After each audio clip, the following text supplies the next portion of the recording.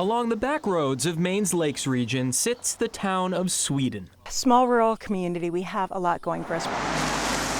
And as the community of fewer than 400 tries to attract new residents, select person Carrie Welton says they've been limited by a lack of high-speed internet. People think, oh, broadband internet, it's a convenience, but really it's a necessity. Sweden is one of dozens of Maine communities considered unserved by broadband, struggling to connect through outdated lines. And despite promises of upgrades, progress has been as slow as their internet speeds. There's a lot of frustration, and nobody really knows if it's actually coming or not. In 2022, I didn't think it would be an issue. It was 2 years ago the I-Team first highlighted how slow speeds were impacting the way of life here. When I'm talking about better internet is 10 megabytes. I have 3. Since then, Kathy Shorey says a broadband company has connected a few people on her street. We thought we were there. We won the lottery here. But they remain the only ones in town who have access. Things are getting held up, and so it's a little disappointing. I pledge to you tonight that every person in Maine who wants to connect to high-speed internet will be able to do so by 2024. Governor Janet Mills made that promise during her State of the State address 2 years ago.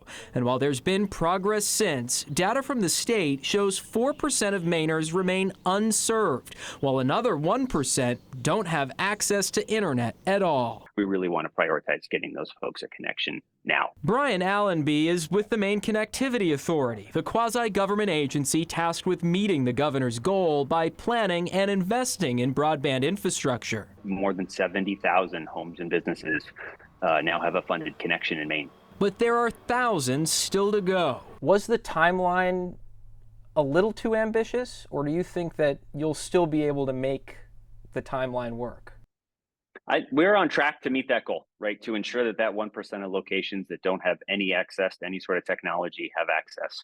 They at least have an option for connectivity. But does that fully meet the governor's high-speed connection promise? I think it's also really important to remember and to identify that just because we are on track to accomplish that goal, that's not the end of the work.